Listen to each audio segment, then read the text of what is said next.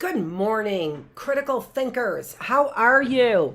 I just kind of want to spend a moment reminding you. I want to keep reminding you what we're doing here in this classroom, who this classroom is for, and what we're doing here in this classroom.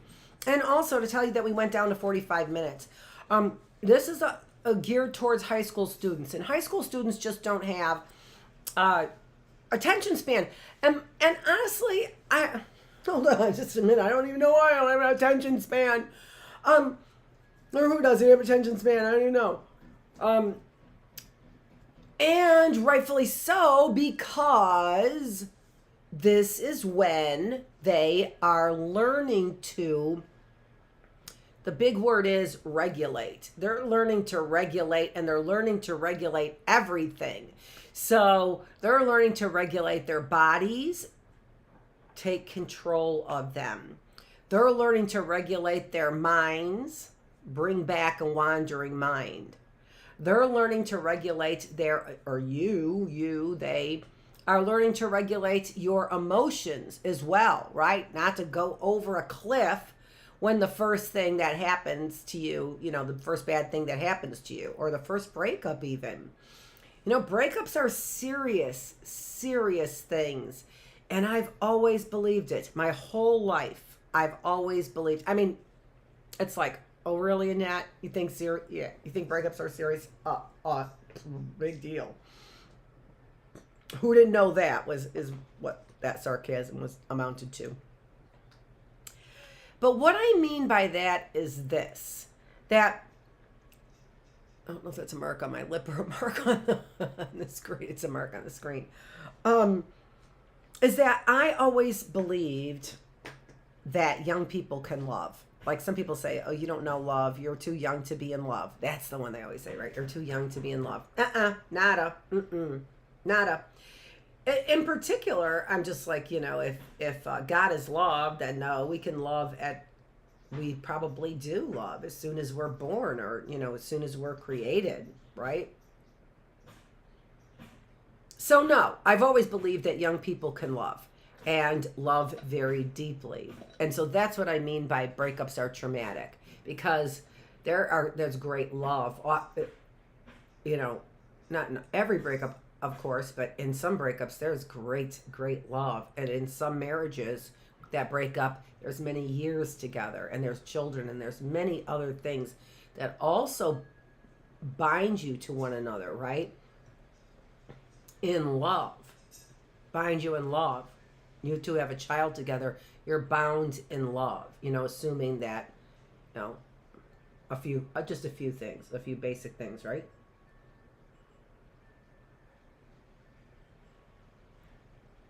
That there was some conception of love along the way, right?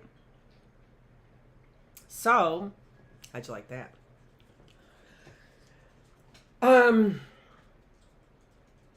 So, reminding you about what this class is about. So, from the biggest picture, and I haven't read it in a long time. Let's read it. Do you remember? And it's not on here, although it should be. How come I don't have a slide that says it? Oh my gosh. I need a thunderous slide that has got the thesis of this classroom on it. I don't have a thunderous slide. Well, since I get so many responses, how about you send one to me?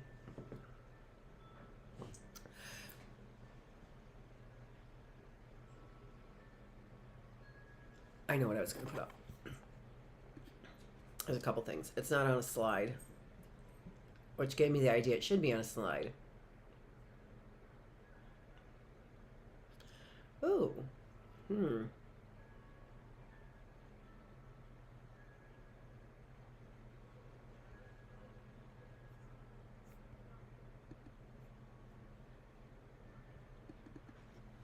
I don't know why. Seriously?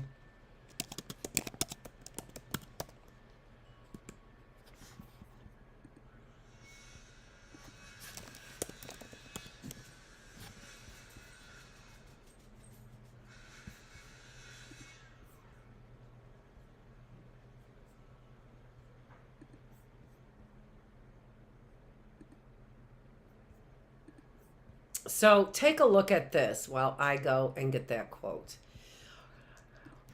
Remember that everything we are talking about in this classroom on a lower level, lower than the thesis, on a behavioral level, right? We're regulating our minds, our emotions, our bodies, our behaviors, everything that goes with mind, body, right? Our spirits as well, right? Because that's sort of our emotional component. So along these lines, while I get the quote. That wasn't me. It was just the book. Okay. So those are our behavioral components, right? So first of all, we have to recall, we have to bring it to mind. We have to understand and make an effort to understand some of the very basics, right? About greater than, less than, descriptions. Because there are so many things we insinuate into the circumstance, right? So today's topic is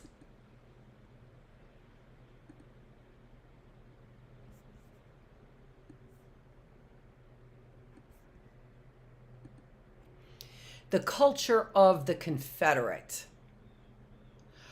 So the first thing that what probably comes, or even the series on slavery, right? Those bring concepts to your mind. The word slavery brings concepts to your mind, but it not only brings concepts to your mind, it also brings emotions on board as well. This is the way that the human being works. It works so that we get the biggest bang for our buck whenever we learn something, right? If I learn something about the Confederates and I'm going to get the biggest bang for my buck, then it is going to also include mental pictures, mental images, right? That's what I wanted to do. Now, these may not be, but mental images that you have, but, you know, maps. We've got the Abraham Lincoln, Juneteenth, the concept of Juneteenth, the branches of government, maybe fear, right? Because you don't know it or understand it. The word slavery, the word national bank, federal government, civil war, and then the images and the images. And these images not only provoke thought, they provoke behaviors. They provoke emotions as well. And just by seeing the picture, this comes on board, right? Now, I also said, and I made a joke about the branches of government here. Maybe fear, right? So Juneteenth,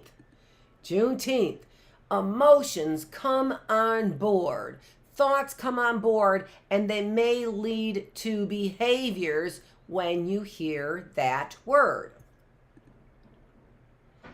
I said maybe fear comes on board when you hear about the branches of government. Why? Because maybe you don't know what they are, or you're not sure about what they are. You think you know what they are, but if I had to list them to somebody, I'd probably get stumped and sound really stupid.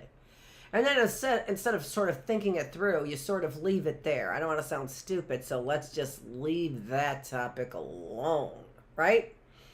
So there's something that comes on board.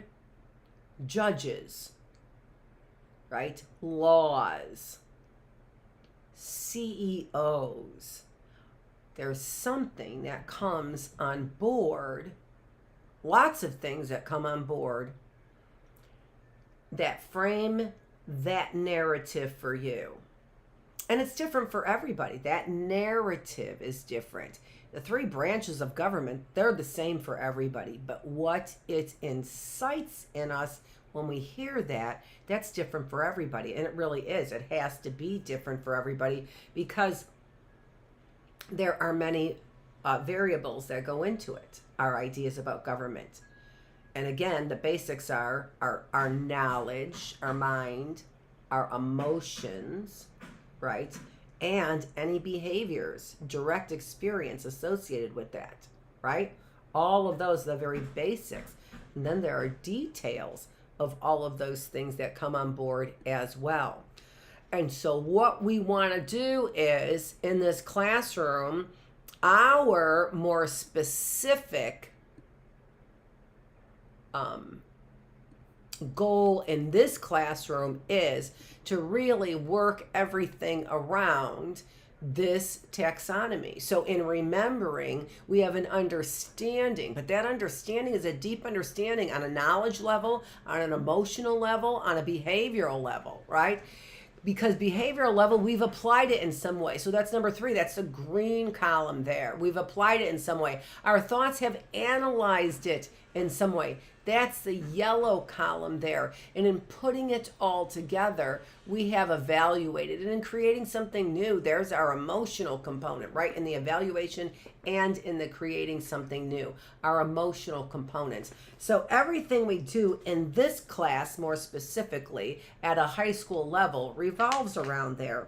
And it's okay that at a high school level, we are practicing these things, and we're not necessarily good at all of them. We can remember things, that kind of comes automatically, right?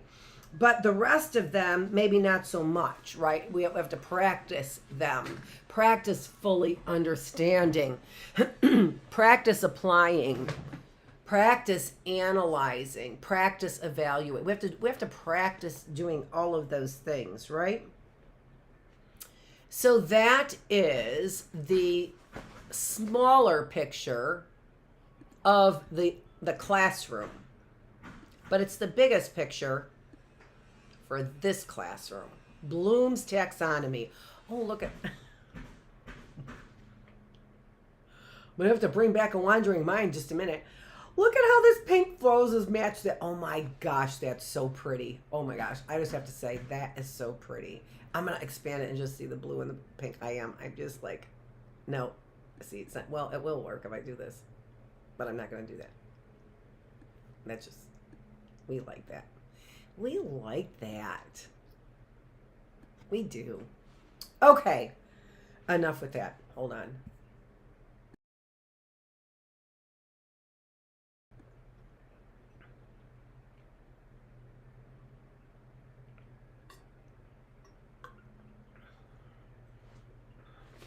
Okay. And if we remember, our classroom thesis is on page 4. So here basically is our goal for our thesis, right? High school students, if you want a thesis statement, right? One statement that summarizes this classroom. That would be a thesis statement. One sentence that summarizes this classroom. And that sentence would be, by the time we graduate high school, we should be able to recall important concepts, understand them more thoroughly, know how to apply them to everyday life, analyze those concepts for pros and cons and comparison and contrast fully in order to evaluate and make any changes in our thinking, and then to create new endeavors, new lines of thinking. Do you see? That's our goal. The goal of a high school graduate would be really actively involved in this. It's not about knowledge, right? Our goal for high school is not about knowledge. In other words, that's double negative. It is about knowledge. It is about knowledge right here. Understanding and being able to do all this just is a very in-depth knowledge. So it's not like you don't have to have additional knowledge or facts. It's just that by the end of high school, you should be able to use that knowledge in complex ways and understand it in complex ways. And that really is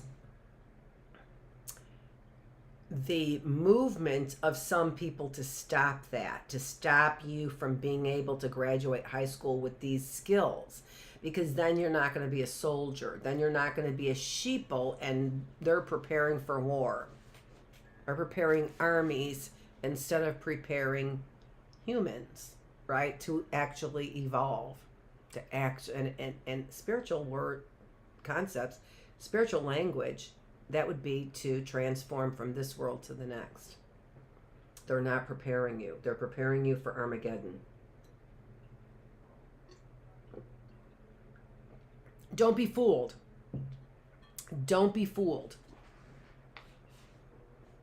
Thesis of the classroom. To explain how a people could have developed the dedication to human liberty and dignity exhibited by the leaders of the American Revolution and and Abraham Lincoln. And that's it. Maybe Grant, but Grant was a fighter, so it was different. By the leaders of the American, and maybe even by the bravery. I don't know. It's a difficult topic, the Confederacy, but we're going to use Dick Snyder as an example of what not to do in a democracy. Coming after you. And at the same time have developed and maintain a system of labor, as exhibited by Dick Snyder, that denied human liberty and dignity every hour of every day. There is the reason why I'm coming after you full force. Michigan will not be in the hands of a person like that. I will dedicate my life to be an example. And I won't have to. Anyway, Rick Snyder, that's what you're hoping, isn't it? Oh, you don't even know the story. You don't even know the story because you buried your head in corruption. You have buried your head in corruption. And when people do that, pay attention, class, when people do that, they are denying a really good evaluation. They're denying something here. I may say that scripture says it. Biblical scripture says it. I may say that biblical scripture says it. But we are always saying it. And that is, but I am always saying in this class, I'm referencing, you can say it any way that you want to. It is unwise. It's unwise to be corrupt. You will be shamed. You will die from guilt. It doesn't even matter. Just that is truth. That is truth. You might not like it. You might find examples of this person getting ahead or that person getting ahead. The truth of the matter is it is unwise to be corrupt. And you, Dick Snyder, are corrupt to the core. You're corrupt to the core. How dare you show your face in Michigan? How dare you raise your face up here in Michigan? How dare you think that we here in Michigan are so fascist, or that we are so oblivious to what is going on that you could just walk right past the line of soldiers that are here protecting this state from people like you. Go to Texas. Go after Dick Abbott's job. Go to Texas. You are going to lose here, and you're going to lose big. Who?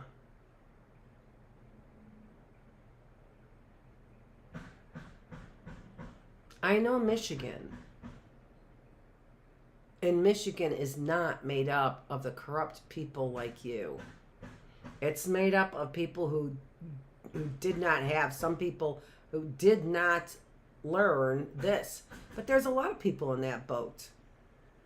And when people begin to realize that being corrupt is unwise by going through examples, I mean, even in our storybooks, who wins? Even in our stories, who wins?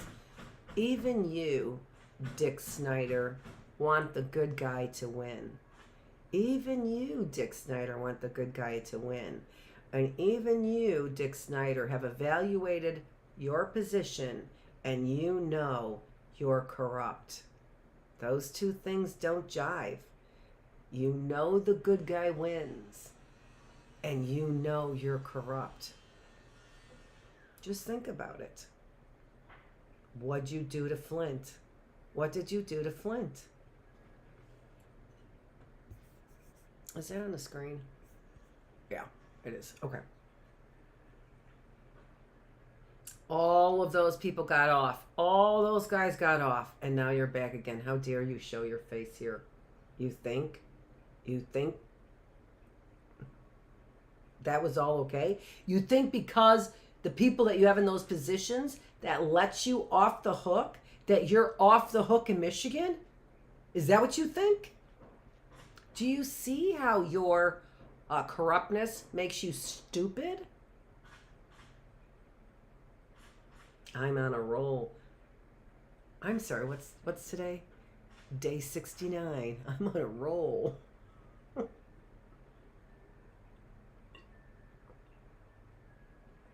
And some of you knew I would be. It's day 69. One more day to day 70. What up? Cheers to the classroom. I'm going to read it, the thesis. Cheers to the thesis of this classroom. To explain how a people could have developed the dedication to human liberty and dignity exhibited by the leaders of the American Revolution and Abraham Lincoln, and at the same time have developed and maintained a system of labor that denied human liberty and dignity every hour of the day. This is from American Slavery, American Freedom, and this is Edmund S. Morgan, The Ordeal of Colonial Virginia. This book is so good, but it is such a deep dive, and it's tough. It's tough. Along with this other one here, too, that I have here, too. The Conquest of America. Whew, that's tough, too. Those were in my higher up classes, because I have an undergraduate degree in, or minor in political science. Why do you always talk about politics in that?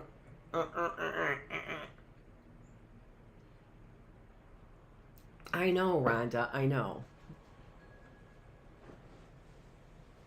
Okay.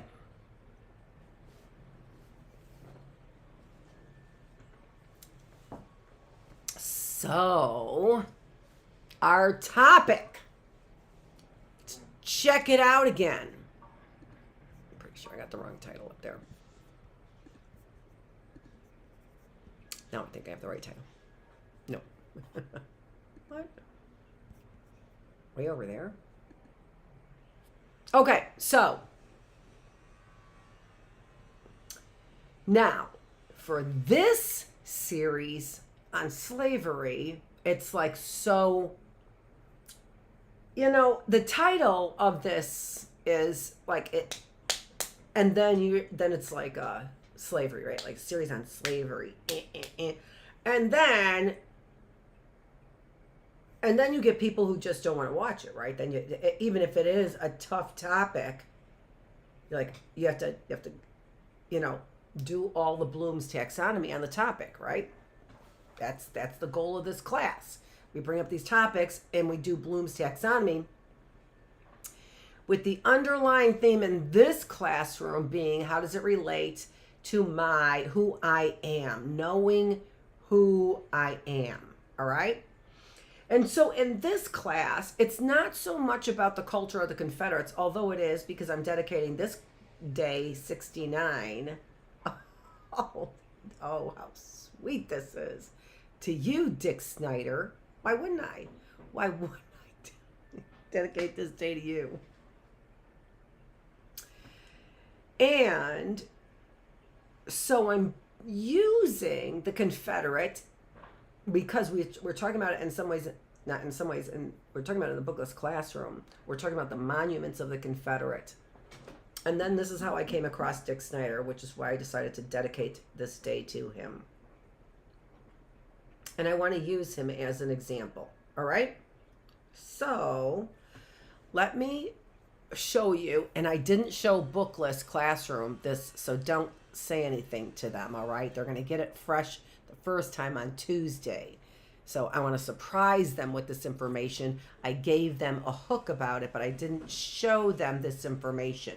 You guys are in high school. I'm giving it to you first, but don't say anything. It's part of their lesson, all right? So let me see. I do have it here. So I want to show you what I have. Ooh, oh, I just love it when I just hit the button and there it is. Oh, that's a good feeling. Wait. No telling the Bookless classroom. I mean it. I think I'm not kidding. All right.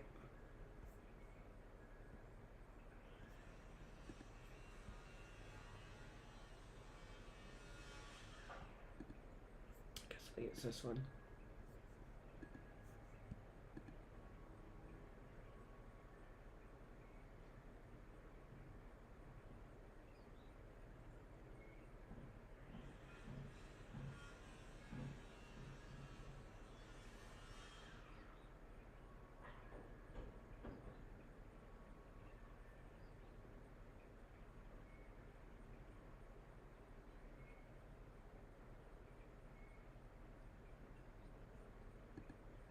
Sorry it took so long. There were a lot of these up there. There we go. But I got the one that I want for you, which is on Michigan here. So there, what this is this is a Wikipedia website that is all. So in our Bookless classroom, what we're doing here is I'm looking at the Confederate monuments, all right? So I wasn't just looking at the removal of them. Where is the other one? Here it is. So here are all of the list of Confederate monuments. And then I also, in looking at the list of Confederate monuments, they also listed how many they had removed. Now, we started this classroom with this, which is the number of monuments. What's that? As I said, that are still around. Here, those are the 5 states that have the largest number of Confederate monuments in that state. All right? So 223 Confederate monuments in Virginia. 178, is that 8? Yeah. In Texas, 174. In Georgia, 140. In North Carolina, and 131 in Mississippi. And as I was saying, in the Bookless classroom, these cost money. And so it costs money. And so we were looking at when were they established. Some of them long after the Civil War, because Lee said, Robert E. Lee, the head of the Confederate Army for the entire time, where the Union, the North, had like several that just really weren't performing. Grant was the only one that was performing, and he was not, consistently in charge of the Union Army. And Robert E. Lee said, and it might even be here in this one article,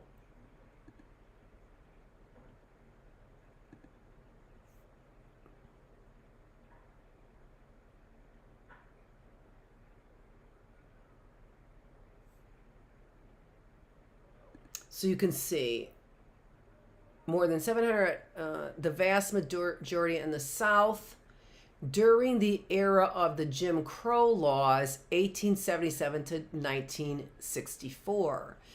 And so what this is saying is that whenever we're seeing a rise in these memorials or monuments, they are coinciding with an uprising of fascist ideas, undemocratic ideas, ideas that are that support inequality, that support sexism, that support racism. So whenever we are seeing these monuments erected in support of the Confederate Army, they are coinciding with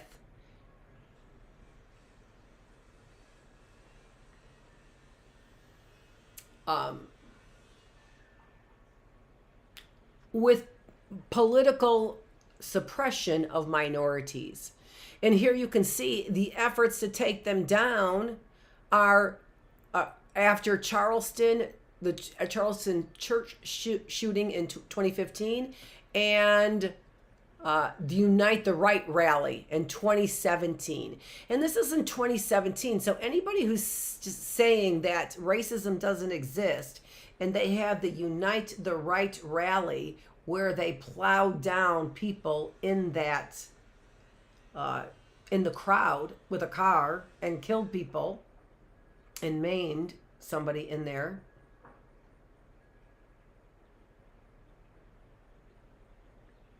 I had a friend who was maimed in Detroit, did the same thing in Detroit, and plowed people down in Detroit. And same thing with the car, with about, the political right is engaging in this kind of violence. And so you're seeing them, and then again after the murder of George Floyd in 2020. And one of the things that we haven't gotten to is that George Floyd and Dred Scott, these really violent, racist, look into the criminal justice system. Dred Scott during the Civil War, or right before the Civil War, like 1836, something like that, and George Floyd in 2020. So extremely racist events that we see a culture coinciding with it. And you're like, well, all right, correlation is not causation. One's not causing the other, right? Confederate monuments are not causing people to become more racist. It's a correlation. It's not causation. Confederate monuments are not causing people to be racist. But that correlation says something. It says something to all kinds of people, and it creates a bigger picture. It creates more than just a monument. It creates a feeling, and it creates ideas that maybe, right? That maybe we have Marjorie Taylor Greene saying maybe we need states to secede from the nation. We get concepts like lost cause concepts, right? And so, and what that is that the real cause of the war was this, which means that we get these kinds of a culture of misperception that people readily just put that cap on, right? That's my idea cap for the Civil War, is that the South had a point. and that the real cause was states' rights. Well, don't we hear that cry right now? And are we going to go to a place where we end up behaving in this much the same way? And you say it can't happen? Well, Rick Snyder did it to more than just Flint. So, and trying to take, that is taking away somebody's it's not just their livelihood, it's taking away their life, giving them bad water. We have a right to that, and you don't have a right to regulate it for people who, what? Exactly what we read in Jim Brown's speech. People who give you money, or their fathers, or their mothers, or their brothers, or their sisters, then you say it's okay.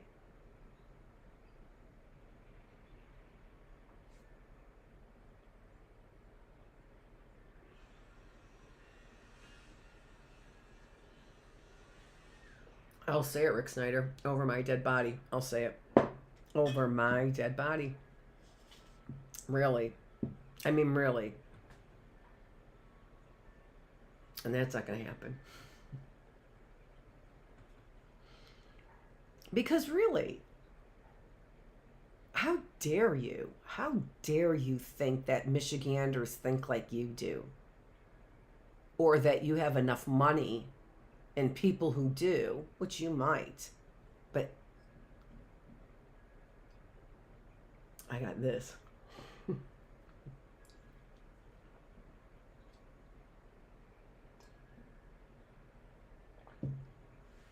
Okay.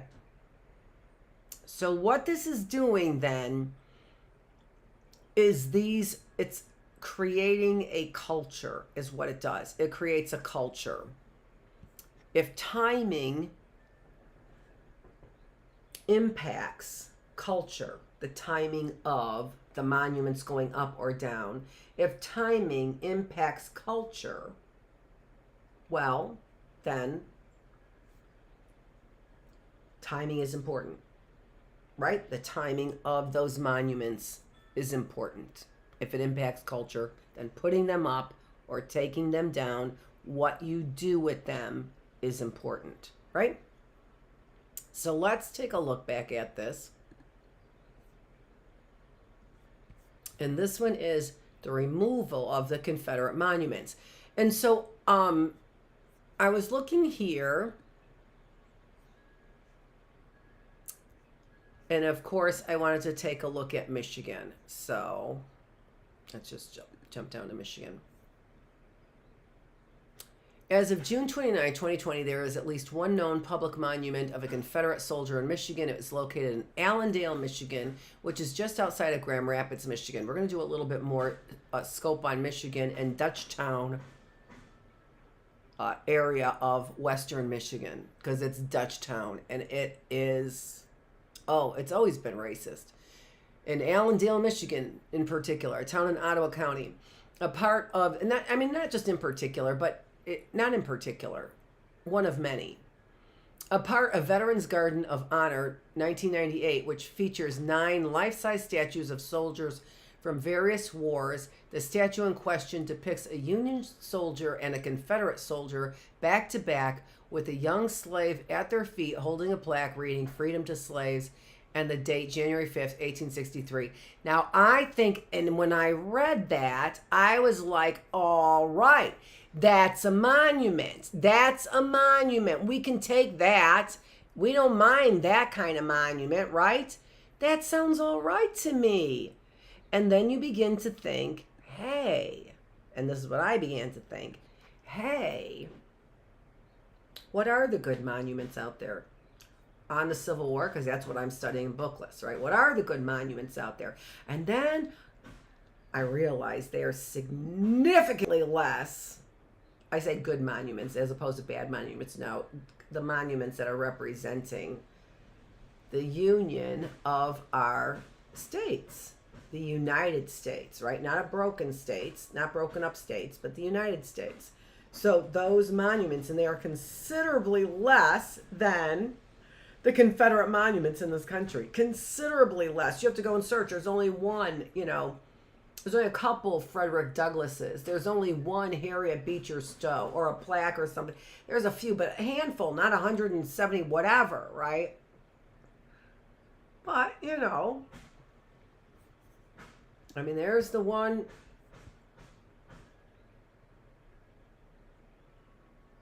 Clinton County Courthouse in Plattsburgh, Missouri.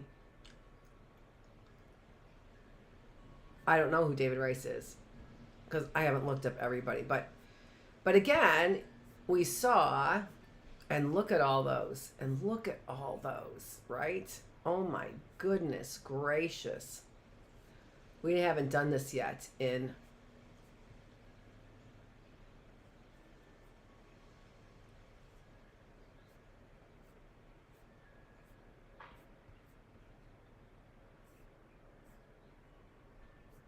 the Bookless classroom. But this is all from Wikipedia. And when you see all of these are all Confederate monuments. And these are the ones that have been taken down. Right? Oops. That's what I wanted to do.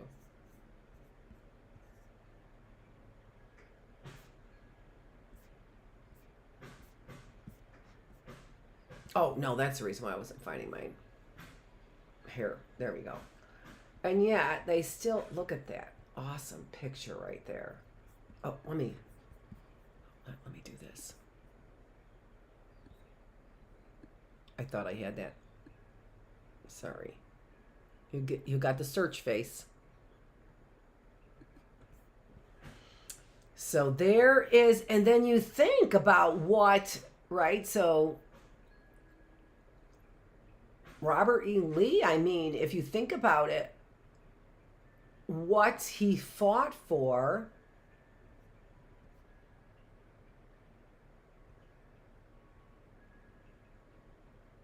Confederate monuments, schools, and other iconography established by year.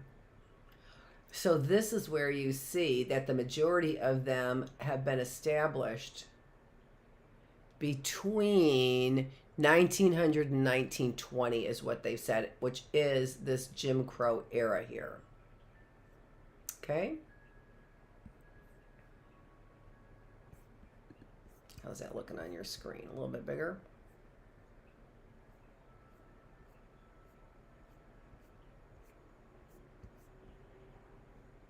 Planned removal of Robert E. Lee sculpture. And there's an artist who did that, and they were commissioned to do that. So they were paid to do that. And that is beautiful. What are you going to do with that? I'll take it and put it in my backyard. Why? Oh, here are the removals. So 2 between 1965 and 2009. 3 between 2009 and 2014. 4 between 2015 after Charleston, 2016. Now I'm going to do all this, and I really hate to do all this twice. I've said this, and I'm supposed to do all this in the Bookless classroom. For this classroom, the idea here is that I was looking to see if we had more pictures of those monuments. Here's another one. So, yeah, and highways that change your name. Jefferson Davis Highway. Do you know who Jefferson Davis is? You would know if you were, if you're a Confederate fan, you would know. Or if you take my Bookless class, if you pay attention to my Bookless classroom, he was the president of the Confederate States. They had a president. As soon as they started seceding, they wanted a president of the Southern states. He was the president. We have highways named after a Confederate president who tried to divide this country. And the rub here is this. It's not just an isolated thing. It is immersed in the culture of the South. This idea that we stood for something, we fought for something that was not linked to slavery.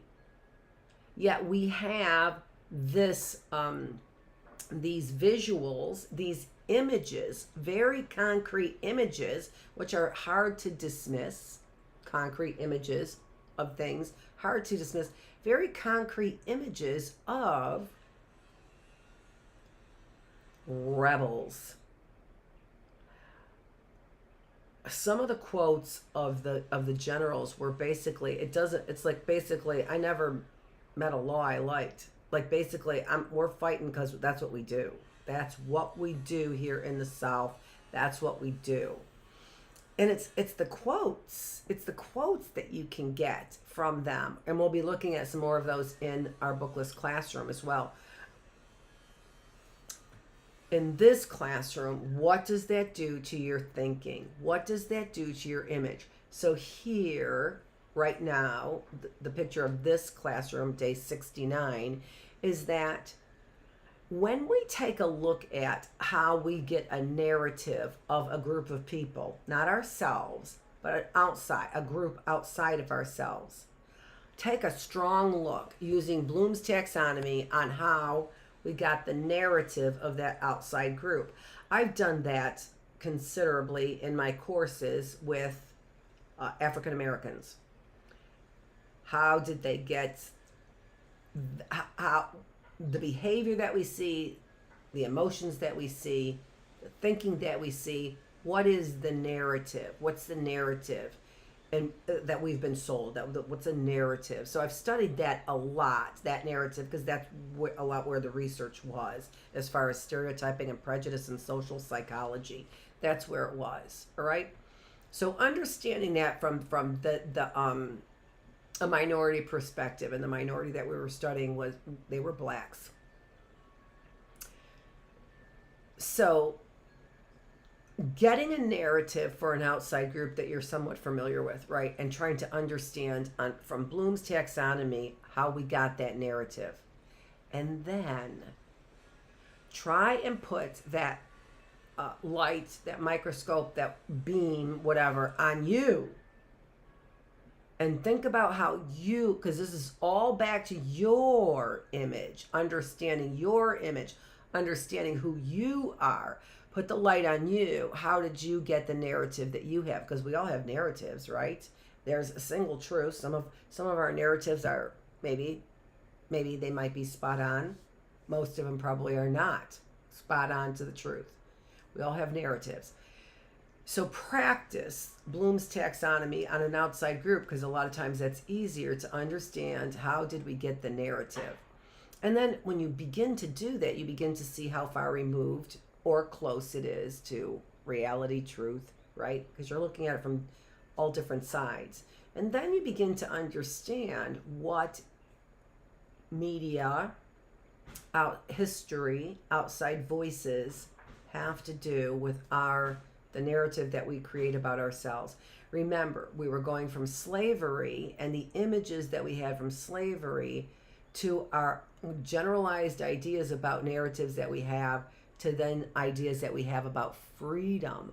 All of those in this discovery of what are our values, what are our thoughts, our knowledge, where's our knowledge base, what's our culture, right? The one thing I didn't show you, which is you'll have to come back. I'm going to show Bookless Classroom tomorrow. So I said I was going to show you, and I did show you, but I didn't go into detail. So Bookless Classroom to find out more detail on what Rick Snyder did. But you can look right here again and take a look at where... Oh, we don't have it up.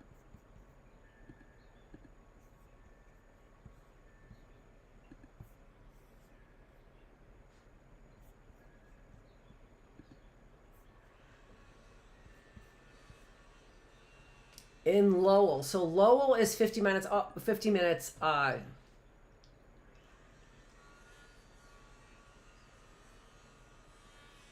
east of Grand Rapids, probably just straight east, maybe a little southeast of Grand Rapids. No, about 20 minutes. All right, not 50 minutes, about 20 minutes southeast of Grand Rapids. Lowell is small little town.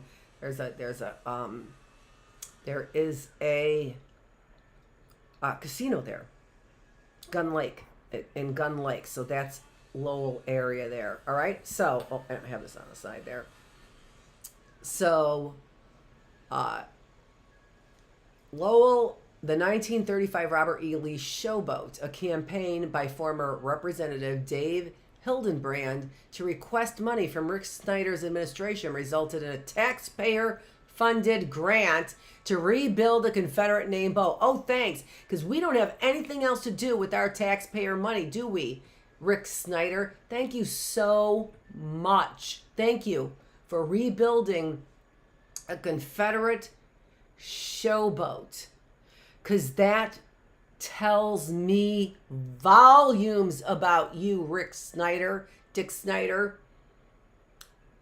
What followed was a contentious and successful petition to change the boat's name. It was demolished February 28th, 2019. Thank you, Rick Snyder, for all those taxpayer dollars. Thank you so much, Rick Snyder.